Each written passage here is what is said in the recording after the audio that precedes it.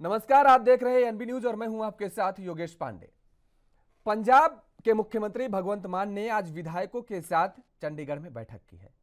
विधायकों के इस बैठक में मुख्यमंत्री भगवंत मान ने विधायकों की समस्याएं सुनी हैं और इसके साथ ही पंजाब में होने वाले विकास को लेकर आगे की रणनीति भी तय की गई है।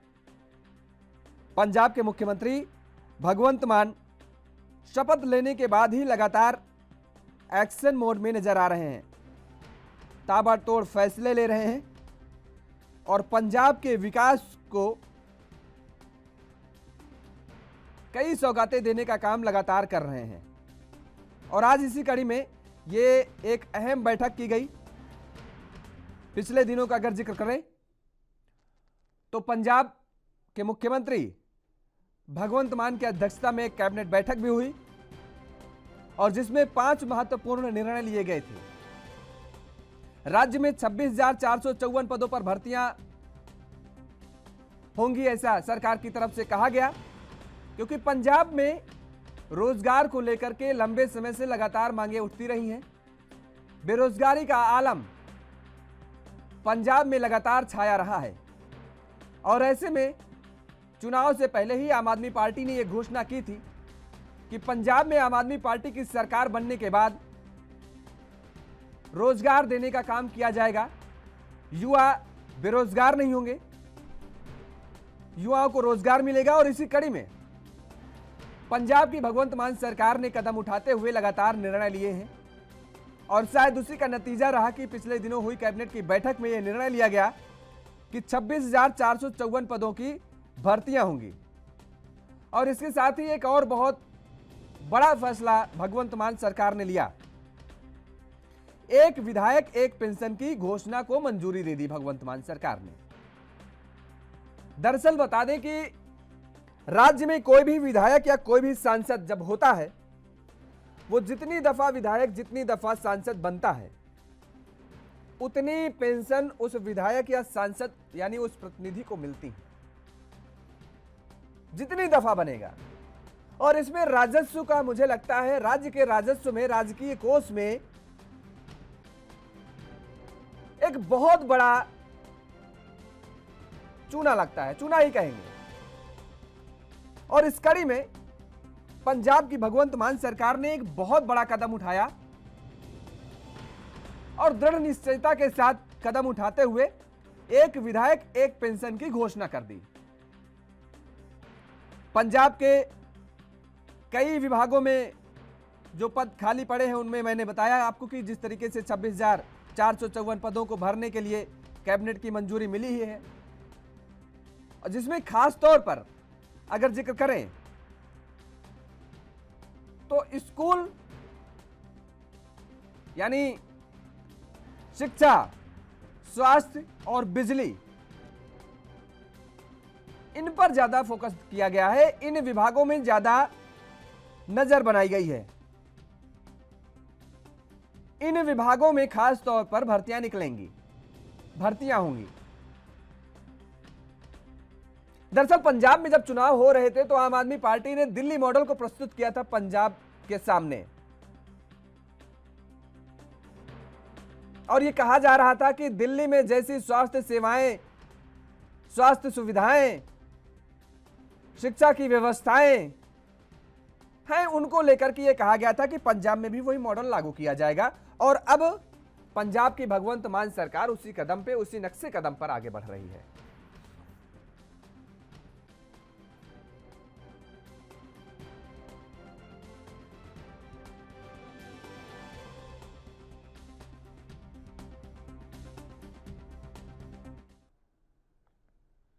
और इसी मुद्दे पर आज चर्चा करेंगे कि पंजाब के मुख्यमंत्री भगवंत मान ने आज विधायकों के साथ बैठक की और विधायकों के साथ बैठक के दौरान जो खबर सामने निकल करके आई कि बैठक के बाद जो बैठक में क्या कुछ चर्चाएं हुई हैं, उनमें यही हुआ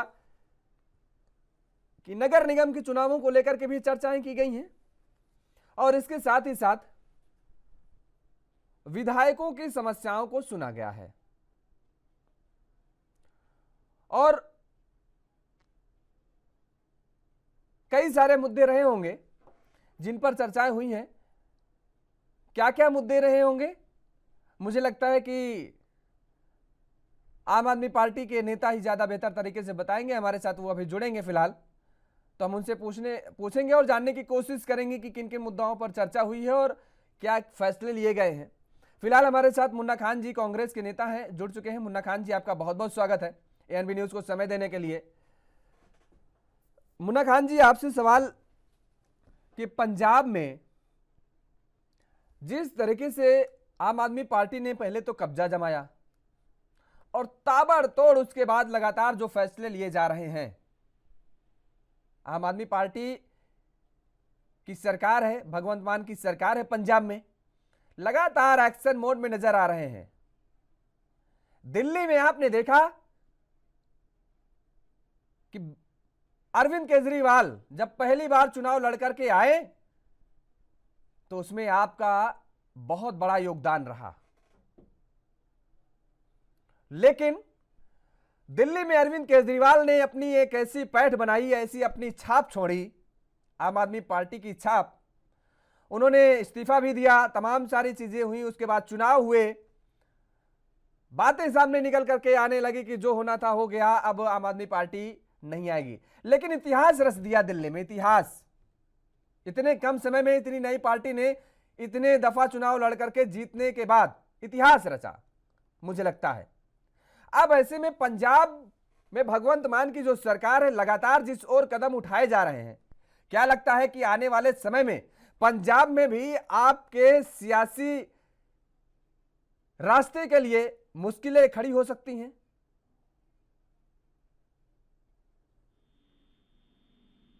मुन्ना खान जी,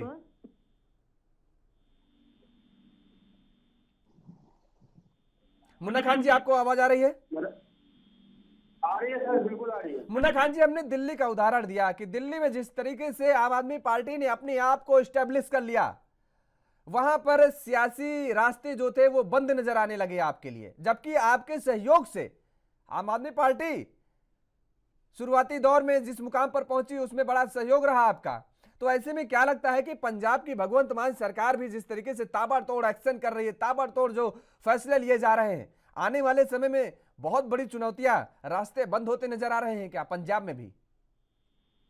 हाँ जी, हेलो, आपका बहुत बहुत धन्यवाद योगेश जी, हमें भी इनवाइट किया, इसके लिए मैं शुक्रिया अदा करता हूँ आपका जी। सबसे बड़ी बात यह है कि अभी मीटिंग जो हो रही है इनकी,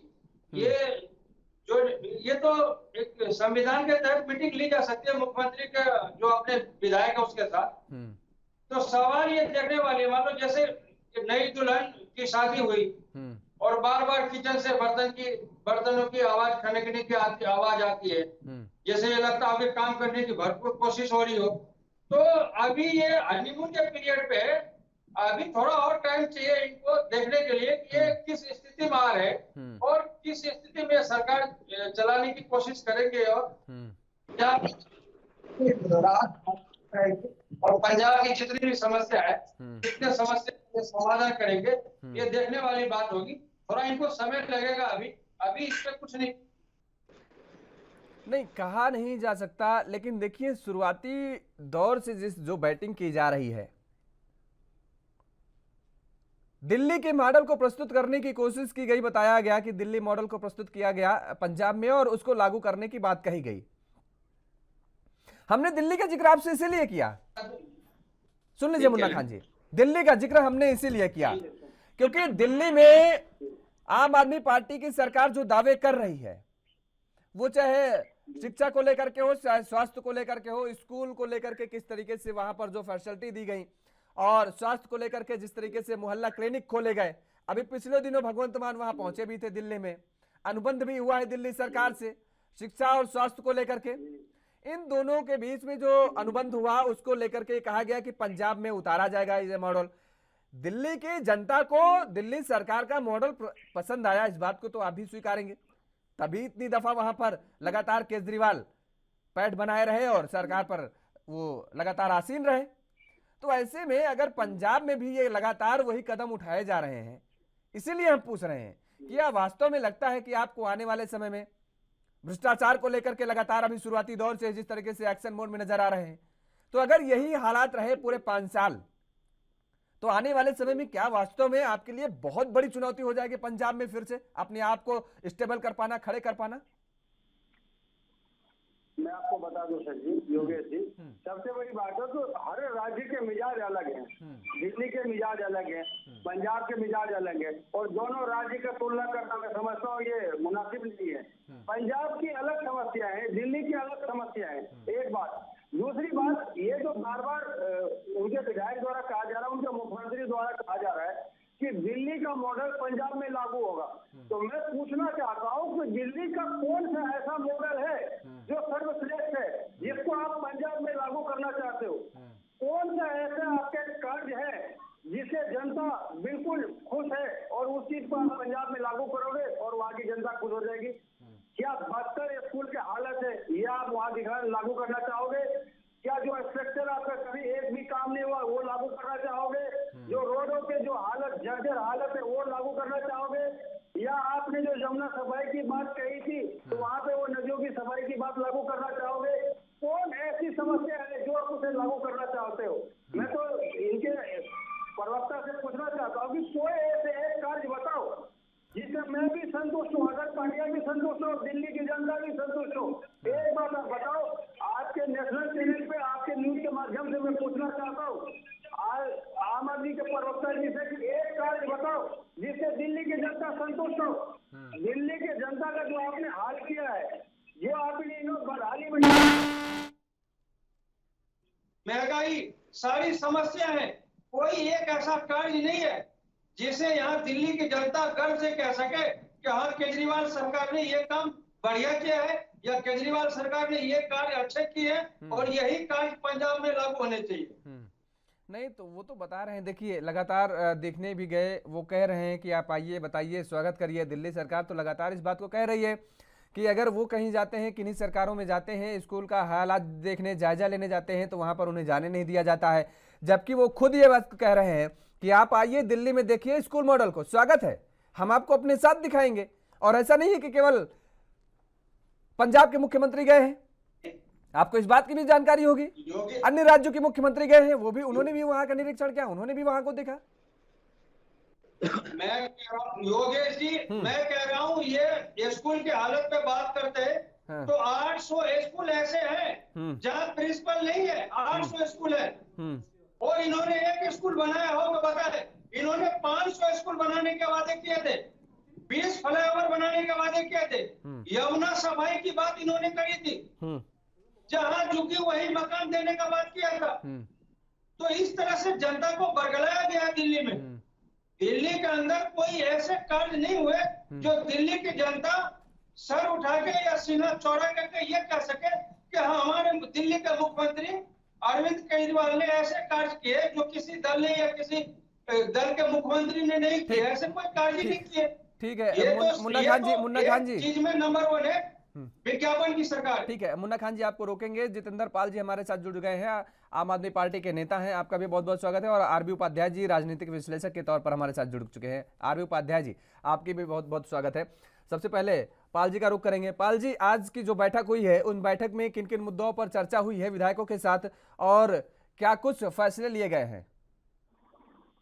अभी फैसलों को तो मालूम नहीं है, लेकिन एक बात है, ये मीटिंग आज जो थी वो एक तो फीडबैक के लिए थी हर एमएलए से।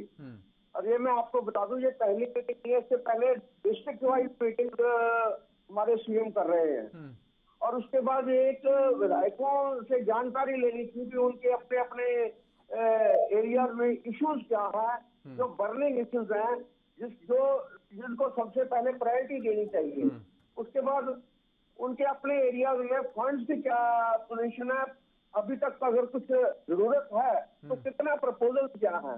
फिर हमने बजट प्रपोजल मांगी है, वो उसकी डिस्कशन भी थी। लोगों के प्रॉब्लम्स की क्या लोग ज्यादा प्रायोरिटी पर फेस कर रहे हैं, जिनको जल्दी रेक्टिफाई किया जा सके, उसकी बात करनी थी। फिर हमारे जो हमने गारंटीज और वादे दिए थे उसको लागू करने के लिए उनकी बहुत ज्यादा प्रेशियस एडवाइस की जरूरत थी। और दूसरी एक बहुत बड़ा काम पंजाब में हो रहा है जो पंचायत की शामलात जमीन होती है, उस पर बहुत अमीर लोगों ने ये जो पॉलिटिकल लीडर्स हैं इन्होंने कब्जे कर रखे थे एनक्रोचमेंट की, वो हमने 3 डिस्ट्रिक्ट में खाली करवाए हैं, उसकी फीडबैक लेनी थी। तो अभी हमारे यहाँ थोड़ा सा लाइट का प्रॉब्लम था, देखते हैं क्या क्या इसमें हुआ है, वो थोड़ी देर में मालूम हो जाएगा। दूसरा कुछ और काम किए हैं हमारी सरकार ने पंजाब के भगवंत मान सिंह की अगुवाई में। एक तो ये भी जो ना अभी पैडी सीजन है, तो जो डायरेक्ट सोइंग करेगा पैडी की, उसको पर एकड़ 1500 रुपए का हमने वादा किया है, अभी उसको 1500 रुपए एज सब्सिडी दी जाएगी। अगर कोई डायरेक्ट सोइंग करता है, बजाय के उसकी पहले पौध लगाए, उसकी प्लांटेशन करे, और उसमें पानी बहुत ज्यादा खपत होता था, क्योंकि पंजाब में भी पानी की कीमत है वो नीचे बहुत गिरावट आ गई है। और इसी सभी इश्यूज को लेकर हमने अभी 300 यूनिट्स का भी अनाउंस किया है, 1 जुलाई से 300 यूनिट्स फ्री देंगे लोगों को। तो सभी बातों को विचारने के लिए ये मीटिंग आज की गई थी। अभी थोड़ी देर में मालूम हो जाएगा क्या क्या उसमें बातें हुई, क्या क्या डिसीजन लिए गए। ठीक है जतिंदर जी, आएंगे आपके पास। मुन्ना खान जी, एक कमेंट ले लेते हैं उपाध्याय जी का, उसके बाद आपके पास आते हैं। आरबी उपाध्याय जी, पंजाब में आम आदमी पार्टी सरकार जिस नक्शे कदम पर चल रही है, हमने भी मुन्ना खान जी से एक सवाल पूछा कि दिल्ली में जब आम आदमी पार्टी पहली बार आई, सत्ता पर काबिज हुई, तो काफी सहयोग रहा कांग्रेस का, उसके बाद खटापटी हो गई, नहीं बनी, पद छोड़ दिया गया, फिर से चुनाव हुए, फिर उसके बाद जो जीत हुई, आम आदमी पार्टी उसके बाद से लगातार आज तक सत्ता पर काबिज है दिल्ली में। हमने यही सवाल पूछा कि पंजाब में जिस नक्शे कदम चल रही है वो दिल्ली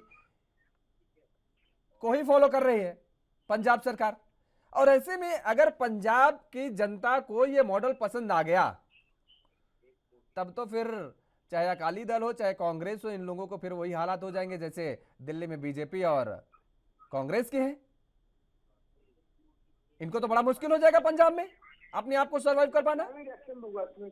देखिए, बिल्कुल आपने ठीक कहा, क्योंकि अभी मैं सुन रहा था, मुन्ना खान जी कह रहे हैं कि भाई कुछ नहीं किया गया। जनता इतनी बेवकूफ नहीं है, दोबारा ने अगर वोट किया है तो जनता का अपमान कर रहे हैं। यानी आप जनता को मूर्ख मान रहे हैं जिसने कि वोट करके और दोबारा आम आदमी पार्टी को सत्ता में लाई। ऐसा नहीं होता, जनता मूर्ख नहीं होती मुन्ना खान जी। और जनता की अदालत का जो फैसला होता है वो सर्वमान्य होता है, सर्वोपरि होता है, और उसका सम्मान करना चाहिए। लोकतंत्र में ये हम सबके लिए, देखिए शिक्षा में, स्वास्थ्य में अमूलचूल परिवर्तन हुए हैं और जनता ऐसा महसूस करती है। मैं नहीं कह रहा हूँ, मैं किसी पार्टी का प्रवक्ता नहीं, देखिए जनता की जो राय है, जनता की जो हम बात करते हैं वो जब बताती है तो मानना तो पड़ेगा ना। फिर जनता जब कहेगी तो मानना पड़ेगा। और यही जनता जब दूसरे राज्यों में जाती है, वहां जाके बताती है, देखती है स्कूल की हालत खराब है, अस्पताल में डॉक्टर नहीं है, दवा नहीं है, वहां पर जानवर घूम रहे हैं, तो यही दिल्ली की जनता, जो लोग दूसरे राज्यों से दिल्ली में आकर बसते हैं, वो बताते हैं कि भाई दिल्ली में सब ठीक है। तो वहां की जनता को भी लगता है कि भाई नहीं, जब दिल्ली में कोई सरकार ठीक कर सकती है तो हमारे यहाँ क्यों नहीं ठीक कर सकती। और इसी का परिणाम है, चाहे वो पंजाब हो या दूसरी जगह हो, आम आदमी पार्टी अपनी उपस्थिति दर्ज कराती है। मैं मानता हूँ विकास एक सतत प्रक्रिया है, निरंतर प्रक्रिया है। कांग्रेस ने भी विकास किया, लेकिन कहीं ना कहीं कमी रहेगी, जनता ने नकारा है ना। शीला दीक्षित कहती थी भाई बिजली यूज करोगे तो पैसा देना पड़ेगा। अरे मेरी आमदनी इतनी है नहीं, जितने का बिल आ गया आपका, मैं कहाँ से भरूंगा। तो देखिए कई बार अत्युक्तियां होती हैं। सरकारी स्कूलों में जो बदहाल स्थिति थी, चाहे वो टॉयलेट है, चाहे वो पानी है, चाहे बिजली है, और बाहर से खंडहर नजर आते थे, मुझे कहने में कोई गुरेज नहीं है। आज चमकते हैं स्कूल, और मेरे ख्याल सरकारी स्कूल पब्लिक स्कूलों से ज्यादा अच्छे नजर आने लगे हैं। वहां आप देखेंगे स्विमिंग पूल भी बनने लगे हैं। किसी ने कोई कल्पना की थी सरकारी स्कूल में स्विमिंग पूल बनेगा? सरकारी स्कूल के बच्चे स्विमिंग पूल में जाएंगे, नहाएंगे? कल्पना से परे था। देखिए, पंजाब में भी पंजाब की जनता ने अगर वोट किया है, आम आदमी पार्टी की सरकार बनाई है, तो कुछ देख के ही बनाई हो, कुछ तो उम्मीद रही होंगी। कांग्रेस को नकारा है तो कुछ तो कमियां रही होंगी दोस्त। जनता मूर्ख नहीं होती और न कोई मूर्ख बना सकता है। जनता सभी चीजों का आकलन करती है, अपनी कसौटी पर कस के देखती है। उसके बाद जो उसे अच्छा लगता है उसको वोट करती है, उसकी सरकार बनाती है, और जब उसकी अपेक्षाओं पर कोई भी राजनीतिक दल खरा नहीं उतरता, सत्ता से बेदखल भी कर देती है। बिल्कुल। मुन्ना खान जी आपके पास आएंगे, लेकिन उससे पहले एक बात कहेंगे। आरबी उपाध्याय जी ने जिस तरीके से कहा कि किसी ने क्या परिकल्पना की होगी क्या कि सरकारी स्कूलों में स्विमिंग पूल हो जाएगा, मिडिल क्लास की फैमिली के बच्चे स्विमिंग पूल में नहा पाएंगे या तैराकी सीख पाएंगे? नहीं परिकल्पना की होगी किसी ने वास्तव में।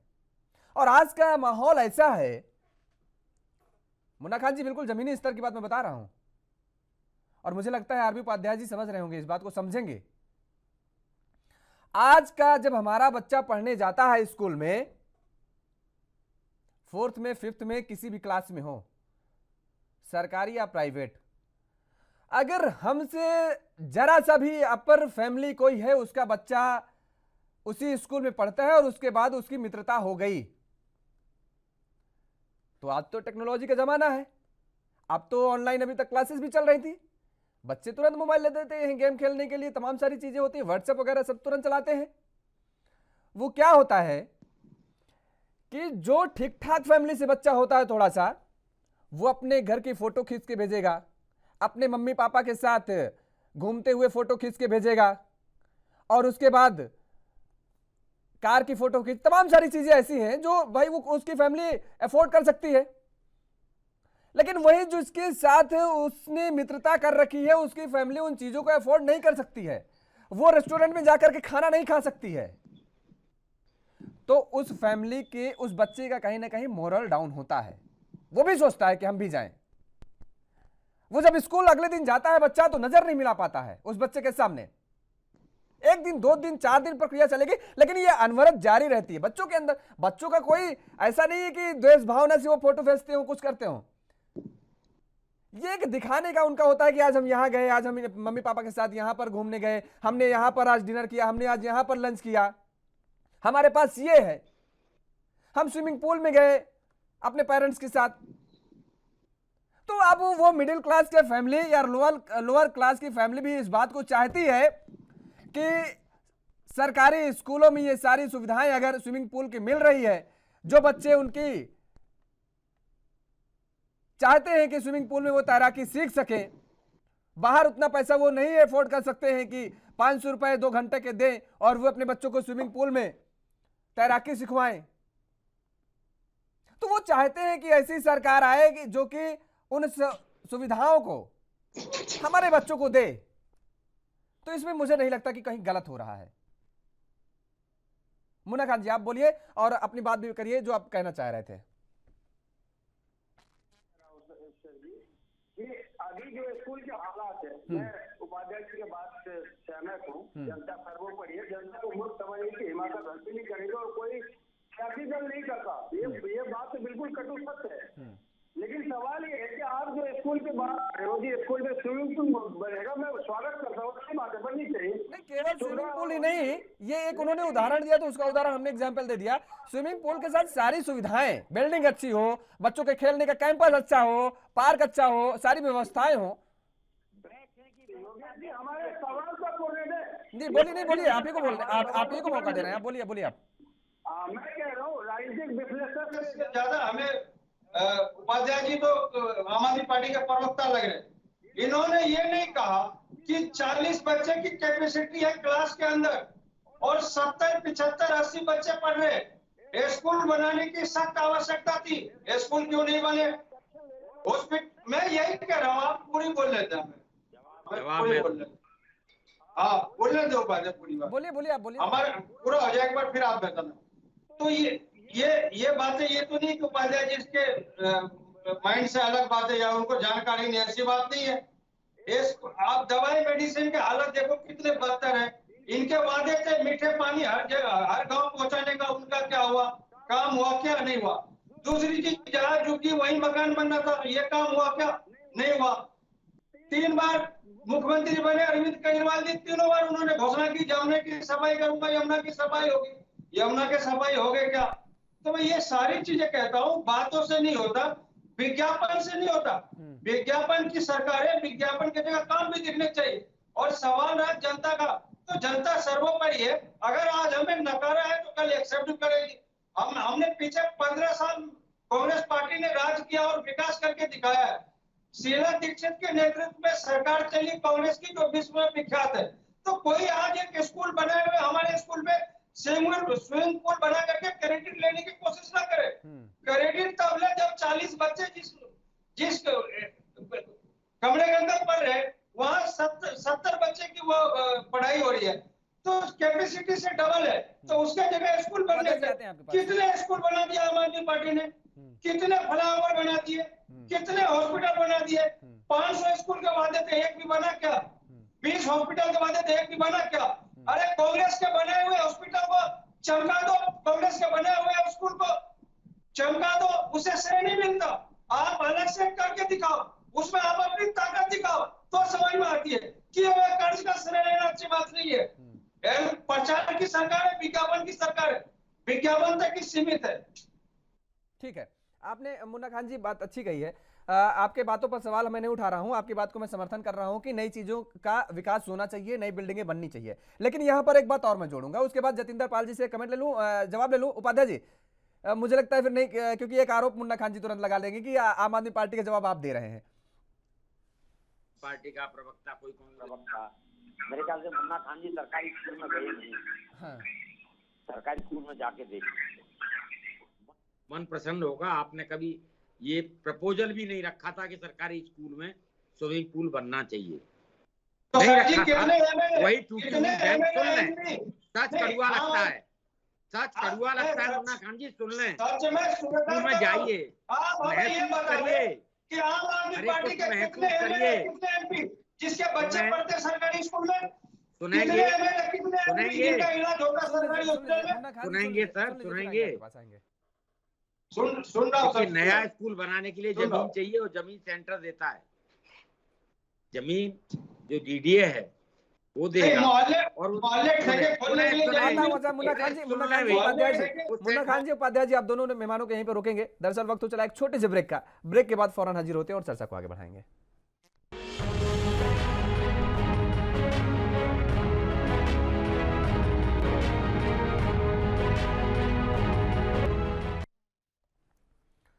ब्रेक के बाद एक बार फिर आप सभी का स्वागत है और हमारे साथ सभी मेहमान लगातार बने हुए हैं। मुन्ना खान जी, देखिए आरबी उपाध्याय जी ने एक बड़ी ठीक बात कही है, उसी बात पे मैं आ रहा था। और मैंने कहा कि आपके सवालों को मैं नकार नहीं रहा हूं, आपकी बातों को मैं कह रहा हूं कि नई बिल्डिंगें बननी चाहिए, इंफ्रास्ट्रक्चर का डेवलपमेंट वहां पर जो है हर राज्यों में, केवल दिल्ली का मैं जिक्र नहीं कर रहा हूं, हर जगह होना चाहिए। लेकिन एक बात की सराहना यह भी करनी चाहिए, मुझे लगता है आपको भी, कि जो बिल्डिंग पहले से बनी थी, जहां पर मूलभूत सुविधाएं नहीं थी, अगर कोई नई सरकार आती है वो इस बात को लेकर के दृढ़ संकल्पित होती है कि जो पुरानी चीजें हैं हम उनमें सुधार करने की कोशिश करें और जनता के लिए जो सुविधाएं यहां पर मिलनी चाहिए उन सुविधाओं को हम जनता को समर्पित करें। मुझे नहीं लगता कोई गलत है इसमें, मुझे नहीं लगता। ये तमाम सारी राज्य सरकारें इस बात को कहती हैं, जब विपक्ष में पहुंच जाती हैं, पहले सरकार में रहती हैं सत्ता पक्ष में, उसके बाद जब अगले चुनाव में वो हार जाती हैं तो वो कहते हैं कि चीजें तो मैंने बनवाई। अरे आपने बनवाई तो आपने किया क्या? जनता क्या उस बिल्डिंग को देखे? जनता क्या उस बिल्डिंग की आरती उतारे, पूजा करे? जिस बिल्डिंग को बनाया गया, जिस उपयोग के लिए किया गया, उसका उपयोग ना हो, उसको हम देखने जाएं? यह मान्य नहीं होगा, यह मान्य नहीं होगा। अगर कोई सरकार दूसरी आती है, अगर उस पर काम करती है मुन्ना खान जी, तो उसका भी स्वागत होना चाहिए, उसका स्वागत होना चाहिए कि कम से कम यूटिलाइज तो किया। हम ये कहते हैं, हमने फिर से एक बार जोर देकर क्या बात कह रहे हैं कि हम आपकी बात को समर्थन देते हैं कि नई बिल्डिंगों का, नए स्कूलों का निर्माण होना चाहिए, लेकिन उसके लिए भी पैसा फंस रहा है। आम आदमी पार्टी यही कह रही है कि सेंट्रल उसको जमीन नहीं दे रही है, जो जमीन है वो भी बेचे दे रही है साहब प्राइवेट हाथों में। पिछले दिनों मुद्दा उठा था, आम आदमी पार्टी ने उठाया था दिल्ली में, लेकिन जवाब ले लेते हैं जतिंदर जी। ठीक है, आते हैं उपाध्याय जी, आते हैं आपके पास। जतिंदर जी, आपको आवाज आ रही ना? योगेश जी, ऐसा है, हाँ। एक तो बात इन्होंने ये स्कूल वाली बात जो की ना, वो ठीक नहीं है। इनको शायद अभाव है जानकारी का। नहीं, हमने उनको बता दिया। सुनिए जतिंदर जी, हमने उनको सारी चीजें बता दी, क्लियर कर दी। ये रही दिल्ली की बात, उन्होंने दिल्ली पे सवाल उठाए थे। अब हम पंजाब को लेकर के आ रहे हैं, क्योंकि चर्चा हम पंजाब पे कर रहे हैं। पंजाब के लिए आपको, जो पंजाब को विकास के मार्ग पे आप ले जाने के लिए कह रहे हैं, कटिबद्ध लगातार हैं, इस बात का दावा कर रहे हैं, क्या रणनीति बनाई है, कैसे लेकर के जाएंगे? क्योंकि दिल्ली मॉडल को लेकर के तमाम सारे सवाल उठ रहे हैं, तो उनमें किस तरीके के सुधार करेंगे आप पंजाब में? मैं सर पहले ना एक दो बातें क्लियर करनी चाहता हूँ। हाँ, करिए। एक तो ये भी, यही जानकारी का इनको भाव है, दिल्ली में स्कूल जो लैंड है वो लेफ्टिनेंट गवर्नर के पास है, सेंट्रल गवर्नमेंट के पास है। अब नए स्कूलों की बजाय जब इन्होंने परमिशन नहीं दी, हमारी थॉर्नेंस फाइल पेंडिंग है उनके पास, सेंट्रल गवर्नमेंट के पास, तो हमारी सरकार ने क्या किया, उधर हर स्कूल में नए कमरों की गिनती बढ़ानी शुरू कर दी और 20,000 रोज पूरे दिल्ली में बने, उससे भी ज्यादा बन गया। अब तो मुझे पूरा एग्जैक्ट आंकड़ा मालूम नहीं है। और इसके अलावा टीचर्स को फॉरेन कंट्री से ट्रेनिंग दी जाती है, स्किलिंग टीचिंग है, बाहर से विदेश से टीचर सिखलाई लेके आ रहे हैं। जैसे यहाँ एक बात आई स्विमिंग पूल की, पूरा यूपी, हिमाचल, हरियाणा, आप एक भी कोई स्कूल बता दे जहाँ किसी सरकारी स्कूल में स्विमिंग पूल हो या एस्ट्रो टर्फ ग्राउंड हो, किसी भी स्कूल में नहीं है। फिर सुनते हमारे गवर्नमेंट स्कूल के बच्चे हैं जो वो आईआईटी और नीट की शिक्षा क्लियर कर रहे हैं, डॉक्टर्स बन रहे हैं, इंजीनियर्स बन रहे हैं, आईआईटी से ट्रेनिंग ले रहे हैं। ये बहुत बड़ी बात है। ये ऐसे जैसे जब पहले वहाँ एक भी ऐसी कोई बात नहीं थी, जीरो से हमने वहाँ शुरू किया। अब आपने बात दिल्ली, हमारे पंजाब की है। देखिए, हम दिल्ली वाला मॉडल इसलिए होता है क्योंकि जो मोहल्ला क्लिनिक कॉन्सेप्ट है ये पहले कहीं नहीं था। हमारे रूरल डिस्पेंसरी होती है, फिर सेंट्रल हेल्थ सेंटर होता है। हमारे एक शहर में पूरे कोई 20 मोहल्ले हैं जिनके लिए केवल एक डिस्पेंसरी है, जिसमें एक डॉक्टर है, एक डिस्पेंसर है। अगर हर मोहल्ले में एक मोहल्ला क्लिनिक बन जाएगा तो इसमें लोगों को बहुत बड़ा फायदा होता है। उस पर कॉस्ट ऑफ कंस्ट्रक्शन भी कम है, लेकिन डॉक्टर की प्रेजेंस और डिस्पेंसर की प्रेजेंस उसमें 100% है, लाजमी है। यही बात का काम हमने दिल्ली में किया, जिसलिए हमें इतनी बड़ी कामयाबी मिली और डेनमार्क और दूसरे देशों के लोग हमारी मोहल्ला क्लिनिक को देखने आए। पंजाब में हमने अब फैसला किया है, शुरुआत हम एक कंस्टिट्यूएंसी में एक मोहल्ला क्लिनिक से और एक स्मार्ट स्कूल से करेंगे। चलिए, और उसके बाद हम इसको आगे आगे जैसे जैसे हमारे पास फंड्स उपलब्ध होते जाएंगे, हम इसको आगे बढ़ाएंगे। तो ये बहुत बड़ी बात है। दूसरी बात रोजगार की है। हमारे पास हमने अभी 26,474 पोस्ट का एडवर्टाइजमेंट दिया है, कैबिनेट में पास हुआ है, वो जल्दी नोटिफाई हो जाएगा, पूरा देगा। सबसे बड़ी बात रोजगार की है। जो हम पंजाब में लोगों को जो सरकारी पद हैं वो खाली पड़े हैं, स्कूल में बहुत सारे पद खाली पड़े हैं, हॉस्पिटल्स में पद खाली पड़े हैं, पंचायत डिपार्टमेंट में खाली पड़े हैं, जिस डिपार्टमेंट की बात करें सभी में पद खाली पड़े हैं। तो ये हमारा दूसरा टारगेट है कि लोगों को रोजगार भी मिल जाएगा, लेकिन स्टेट की बढ़ोतरी के लिए सभी पद पूरे होने चाहिए ताकि जो भी प्रोग्रेस के काम है वो ऑफिसर्स और सपोर्टिंग स्टाफ ही आगे लेकर जाते इम्प्लीमेंट कर चुनौती सकता देखिए, है। चुनौती तो साहब आपके सामने भी रहेंगी। ये जो खाली पद बता रहे हैं आप, इनको भरेंगे, इनको देना भी तो पड़ेगा, केवल इनको भरेंगे थोड़े ना। जब इनको आप नियुक्ति देंगे तो इनको सैलरी भी, तनख्वाह भी तो देनी पड़ेगी। वो कहाँ से लाएंगे? क्योंकि पंजाब में लगातार जिस तरीके से कर्जे पे कर्जा बढ़ता चला जा रहा है, ये कैसे करेंगे? इसकी भी कोई रणनीति है आपके पास या फिर? पंजाब गिरवी रखा है। आ रहे हैं उपाध्याय जी, आ रहे हैं जतिंदर जी। सबसे पहले भ्रष्टाचार खत्म करने की हमारी आकांक्षा है। तो पहले भ्रष्टाचार खत्म हो जाएगा, सरकारी गवर्नमेंट ट्रेजरी में अपने आप खजाना आएगा, कोई ऐसी बात नहीं है। टैक्सेस की उगाही हो रही है, सभी कुछ हो रहा है, लेकिन अभी हमारे पास हमें समय केवल 1 महीना ही हुआ है, 1.5 महीना हुआ है हमें। हमारी मंशा जो है हमारे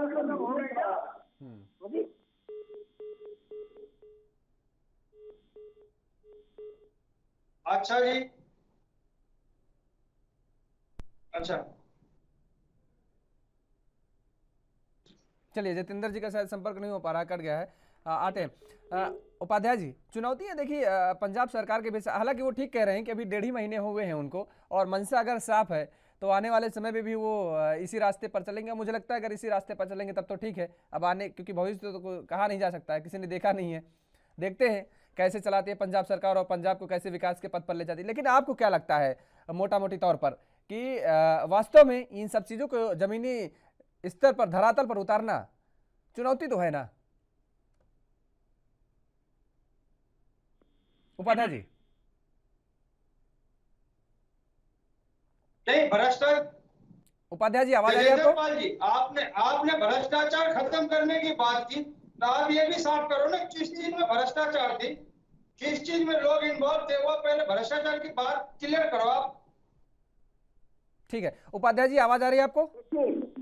भ्रष्टाचार तो भ्रष्टाचार के ऐसी कोई कैटेगराइजेशन हर डिपार्टमेंट में भी है। किस विभाग में भ्रष्टाचार था? भ्रष्टाचार साफ तो करो अभी आपका आप सुनते हैं, आप फिर तो सुने ना, सुने आप। मैंने सबसे पहले बोला था भाई हमारे जो सरकारी शामलत लैंड है गाँव की, उन पर लोगों ने कब्जे किए हुए हैं, हमने वो छिड़वाने शुरू कर दिए हैं। हमारे तहसील जो होती हैं उसमें बहुत ज्यादा भ्रष्टाचार था, जो अब लगभग 0 के बराबर है। ऐसी बात नहीं है, सभी डिपार्टमेंट्स, हर व्यक्ति, हमने जो हमारे नाजायज खनन हो रहा था सैंड का, वो माफिया हमने बिल्कुल कंट्रोल कर लिया है। अब उसकी माइनिंग पॉलिसी बन रही है। जब माइनिंग पॉलिसी तैयार हो जाएगी, नए उसको नए दोबारा ठेका वगैरह दिए जाएंगे, तो सरकारी रेवेन्यू बढ़ेगा हमारा, कोई ऐसी बात नहीं है। हमारी नीयत बिल्कुल साफ है, क्योंकि हम करप्शन फ्री गवर्नमेंट है हमारी, और करप्शन ही दूर करना चाहते हैं, कोई ऐसी बात नहीं है। काम करने की अगर नीयत आपकी ठीक हो तो सारा कुछ ठीक हो जाता है। तो आपको पंजाब में करके दिखाएंगे। पंजाब के बाद अगली बात ये समझिए,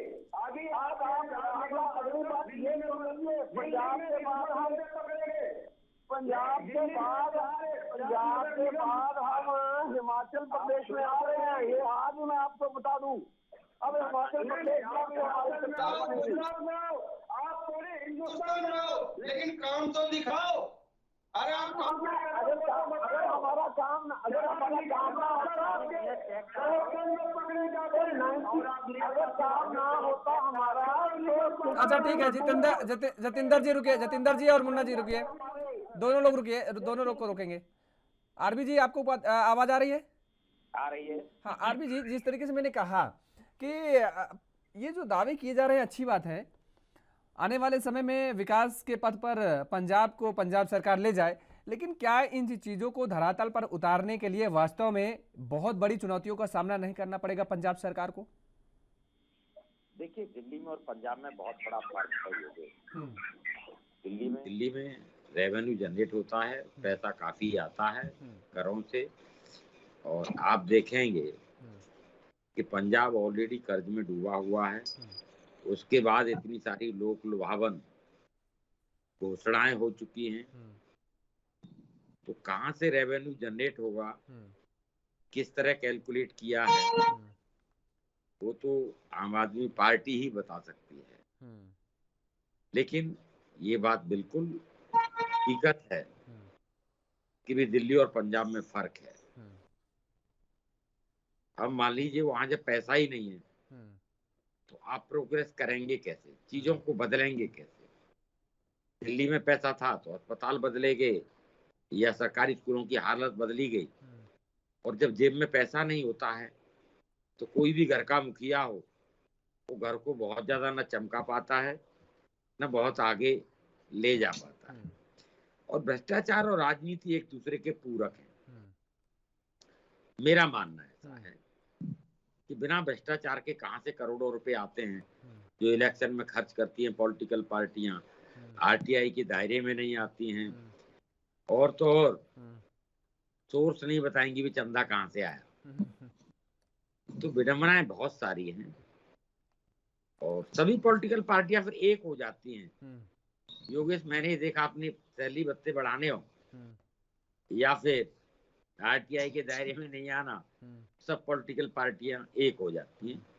लेकिन कुछ फैसले जो साहसिक फैसले और अच्छे फैसले हैं कि देखिए सरकारी कर्मचारी की पेंशन बंद हो गई और एमएलए एमपी 4-4 5-5 6-6 पेंशन लेंगे। कहीं से एक विरोध की आवाज नहीं उठी। नहीं, पंजाब का ये कदम मुझे अच्छा लगा। मुन्ना खान जी बैठे हैं, पंजाब ने कदम जो उठा लिया कि एक विधायक एक पेंशन, ये मुझे ठीक लगा। कदम उठाया ना। हाँ। और सास के कदम उठाया। हाँ। क्या बाकी पॉलिटिकल पार्टियां नहीं कर सकती थी? बिल्कुल। क्यों नहीं की पहल अब तक? सरकारी कर्मचारी को एक पेंशन नहीं देंगे क्योंकि आप एमएलए 4 बार रह लिए तो आप 5 पेंशन लेंगे। विडंबनाएं बहुत सारी हैं, सुधार की गुंजाइश बहुत सारी है। मुन्ना खान जी अभी भी बोलिए अपने एमपी एमएलए को, जनता अगर त्रस्त है और त्राहिमाम कर रही है उसके साथ कहीं ना कहीं आपको भी सेक्रीफाइस करना चाहिए। ये बात अलग है गैस की सब्सिडी छोड़ दो, कहा जाता है जनता तो जनता छोड़ देती है। एमपी एमएलए को आह्वान नहीं किया जाता कि भाई आप भी छोड़ दो पेंशन, आप क्यों 4-4 पेंशन ले रहे हैं? अच्छा लगे सभी पॉलिटिकल पार्टियां। अच्छा, मुझे बड़ा हास्यास्पद लगता है उपाध्याय जी, आते हैं आपके पास। मुझे बड़ा हास्यास्पद लगता है कि जो एमपी एमएलए हैं ये जब नहीं रहते, एमपी एमएलए हट जाते हैं, जब जनता इन्हें नकार देती है तो ये जनता के लिए करते क्या है सरकार? मुझे ये नहीं, मैं तो बड़ा हतप्रभ होता हूं। मुझे मतलब मैं सोचता हूं जब कभी बैठे बैठे जनता के सेवक तो हैं आप, नौकर हैं क्या है? अरे वो जनता के सेवक भी नहीं है ना नौकर है, उस समय तो दोनों नहीं होते। उस समय तो अगर कोई जनता कोई पेंशन मिलेगी, बस वही चीज, अगर उस समय कोई आम नागरिक इनके पास चला भी जाता है तो ये तो सीधे कहते हैं साहब हम तो विधायक है नहीं, हमारी कोई सुनेगा ही नहीं, फिर भी पेंशन ले रहे हैं, फिर भी पेंशन लेंगे। और एक नहीं 4-4 5-5 6-6 कुछ तो 8-8 ले रहे हैं। मुझे ये और ये मुझे लग रहा है कि केंद्र की सरकार बैठी हुई है, न खाएंगे न खाने देंगे और खुल्लम खुल्ला खा रहे हैं। देखिए खुल्लम खुल्ला खा रहे हैं। मैं वही कह रहा था कि माननीय प्रधानमंत्री ने आह्वान किया भाई गैस की सब्सिडी छोड़ें। हाँ। लोगों ने छोड़ दी। काश प्रधानमंत्री जी यही अपील एमपी एमएलए से करते कि भाई जितने एमपी एमएलए हैं सब पेंशन वेंशन छोड़ें, कोई पेंशन नहीं लेगा। तो फिर तो काम रहा नहीं ना। आप एमएलए रहे नहीं 5 साल के बाद तो फिर आप कोई भी काम कर सकते हैं, फिर पेंशन किस बात की आपको? ठीक बात। तो देखिए अंदर से ही प्रश्न उठेंगे। आज आम आदमी पार्टी ने पहल की है और मेरे ख्याल से सभी पॉलिटिकल पार्टियों को मजबूर होना पड़ेगा ये पहल करने के लिए और इससे आगे कुछ अच्छा करें। मुन्ना खान जी भी अपनी पार्टी को बताएं कि और कुछ अच्छा करिए, एक मॉडल तो डेवलप करिए। अरे एक मील का पत्थर तो दिखाइए आप आगे चल के। आम आदमी पार्टी कर रही है तो एप्रिशिएट करने में बुराई क्या है? आप फिर कहेंगे मैं प्रवक्ता हो गया। अरे भाई आप भी ऐसे सैक्रिफाइस करिए, मैं आपकी तरफ से बोलूंगा। मैं बोलूंगा कि देखिए कांग्रेस पार्टी है, उनका कोई भी एमपी एमएलए एक पेंशन भी नहीं लेगा। भाई उन्होंने तो एक पेंशन रखी ना आम आदमी पार्टी ने। आप और अच्छा करिए, समझाइए अपने एमपी एमएलए को, उन्हें किस बात की पेंशन भाई? अब तुम ना एमपी और एमएलए अपने घर बैठो, काम करो, अपना खेती बाड़ी संभालो, अब किस चीज के पेंशन लोगे? सरकारी कर्मचारी को तो 60 साल में पेंशन नहीं मिल रही, वो 40 साल सेवा करता है। अगर देनी है तो उसको ही पेंशन दो फिर। तो ये विडंबनाएं बहुत सारी हैं। आरटीआई के दायरे में नहीं आएंगे, आय का स्रोत नहीं बताएंगे, चंदे का ब्यौरा नहीं देंगे, इनकम टैक्स जमा नहीं करेंगे। मुन्ना और खान जी, जनता के लिए सारे कानून हैं, सारे कानून हैं, नियम कानून। मुन्ना खान जी, देखिए ये इस बात को तो आप स्वीकारेंगे ना कि ये पंजाब सरकार ने जो काम किया ये एक सार्थक कदम था, इसकी आप सराहना करेंगे कि इसकी भी निंदा करेंगे आप? सराहना करता हूं। जो अच्छे काम है उसकी सराहना करनी चाहिए, ये अच्छी पहल है। लेकिन मैं आम आदमी पार्टी के मित्र से पूछना चाहता हूँ कि जब आपने अभी भ्रष्टाचार की बात की, आप एक चुनाव दिल्ली में लड़े, आपने चंदा वसूला, चंदे दिए लोगों ने, तो आज 5 साल के बाद 5 राज्यों में आप चुनाव लड़ रहे, ये पैसा कहां से आया? ये कौन सा भ्रष्टाचार है? ये पैसा आप कहां से, आपने जनता को बताया? आपने आरटीआई में ये दायरा दिखाया? ये तो अरे तो कोई नहीं है साहब, ये तो आप भी नहीं दे पा रहे हैं, ये तो आप भी नहीं दे पा रहे हैं, ये तो आरटीआई क्या केवल आम आदमी? गजब बात कर रहे हैं। अरे चंदा, मैं आपको बता रहा, सर मेरा सवाल आम आदमी पार्टी से, नहीं, हम सवाल पूछेंगे, उनसे जानेंगे, लेकिन हम सवाल ये कह रहे हैं कि आप इस बात को कह रहे हैं, मतलब वो जो नकारने वाली बात है, जब आरटीआई लागू ही नहीं है तो कैसे आरटीआई वो दे दे आम आदमी पार्टी? आप तो ऐसी बात कर रहे हैं, जब आप लोगों ने वो नियम ही नहीं रखा तो कैसे आरटीआई के दायरे में आ जाएगी आम आदमी पार्टी? आम आदमी पार्टी अपने वेबसाइट पे सार्वजनिक करे। आप प्रवक्ता हैं कांग्रेस के, बताएं कांग्रेस पार्टी आरटीआई के दायरे में आना चाहती है, आएगी। आश्वस्त करिए दर्शकों। आप राजनीतिक विशेषज्ञ सर जी, मैं आपका बहुत आदर सम्मान, केवल इतना पूछ रहे हैं मुन्ना खान जी। मुझे तो ये लग रहा है कि आम आदमी पार्टी के प्रवक्ता आप ही हो। नहीं, अरे मुन्ना खान जी केवल इतना बता दीजिए, वो केवल ये पूछ रहे हैं कि क्या जनता मैसेज जाएगा, क्या आरटीआई के दायरे में आप आना चाहते हैं? केवल इतना बता दीजिए, उसके बाद हम जतिंदर जी से जवाब लेते हैं। केवल इतना आप चाहते हैं कि आप आरटीआई के दायरे में आए? हमारे विचार मेरा मंथन हो रहा है, और जरूर आपको ये विचार सार्वजनिक की जाएगी। अभी हमारा आपस में बहुत अच्छी बात है।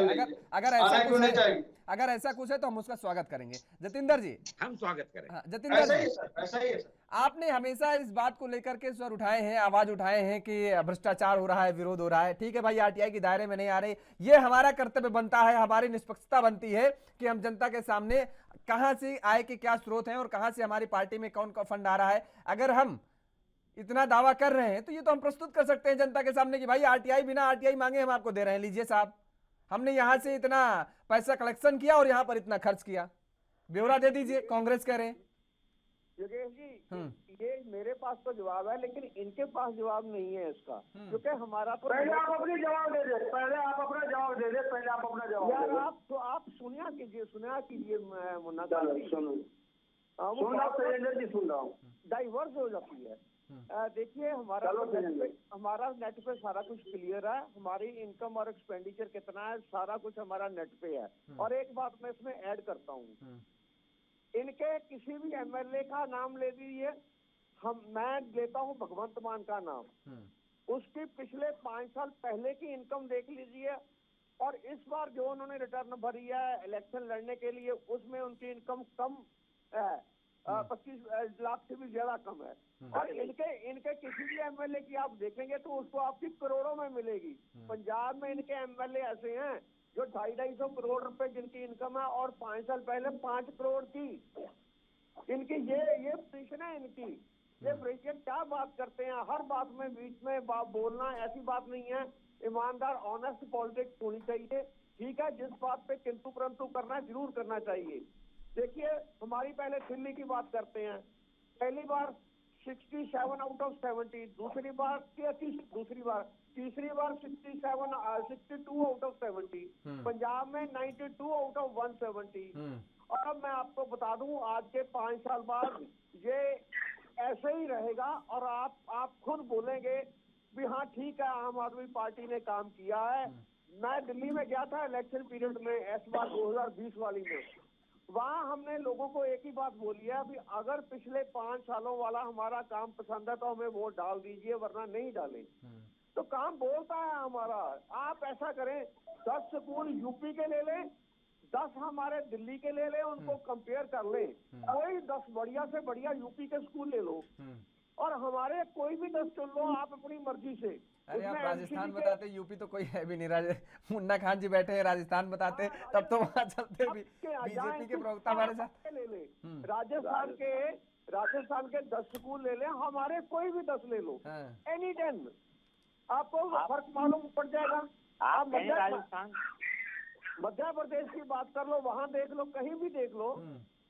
देखो, आपने गलत राज्य चुन लिया। राजस्थान में स्कूल की आप देखोगे उसके कंडीशन, आप भटक रह जाओगे। फिर आप गए नहीं राजस्थान, आप राजस्थान गए ही नहीं। मैं राजस्थान से हूँ, राजस्थान आप गए नहीं।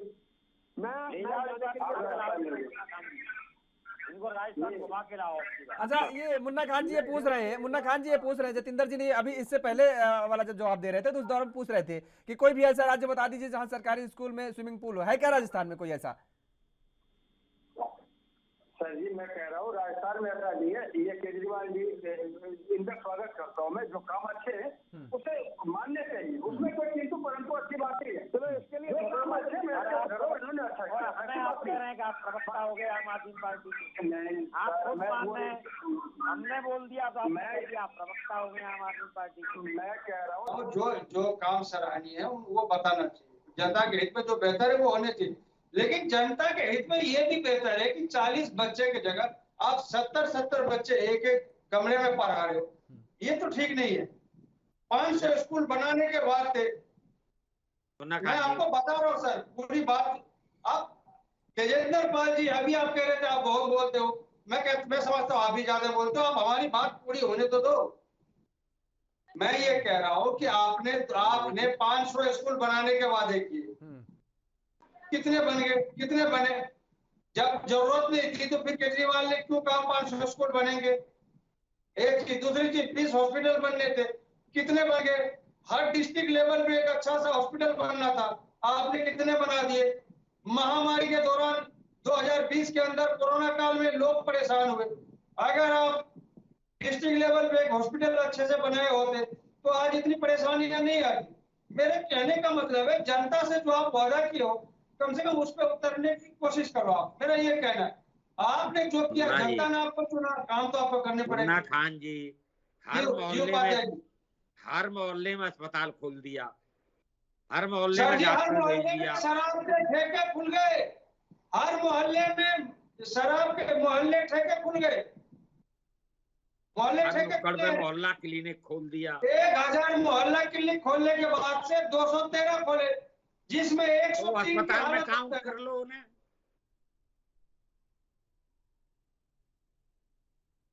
अभी बना नहीं है, आप श्रेय लेने की कोशिश ना करें।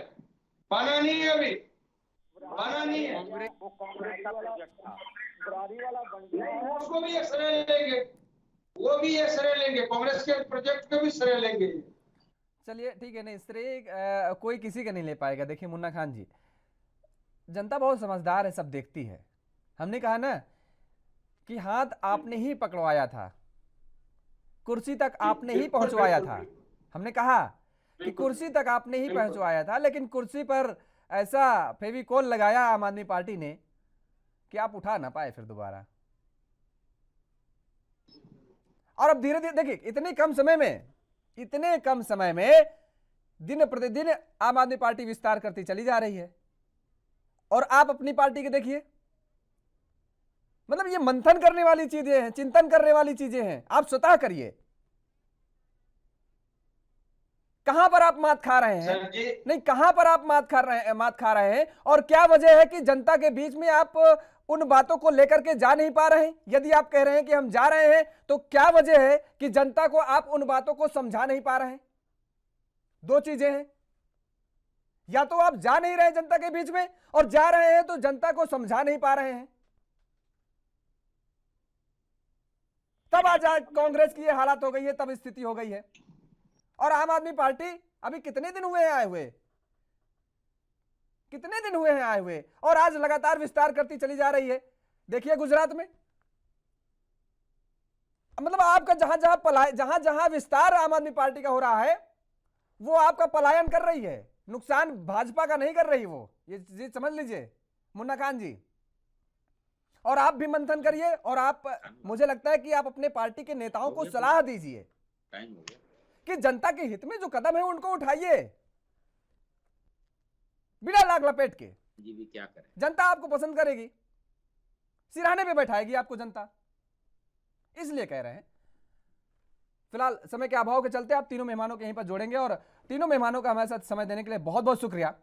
तो पंजाब में लगातार जिस तरीके से भगवंत मान सरकार दिन प्रतिदिन नए कदम उठा रही है और पंजाब को यह दावा कर रही है कि विकास के पथ पर अग्रसर करेगी, और अभी इतने कम समय में जो फैसले लिए जा रहे हैं वो सार्थक कदम माने जा रहे हैं, जनता के द्वारा उनको सराहे जा रहे हैं।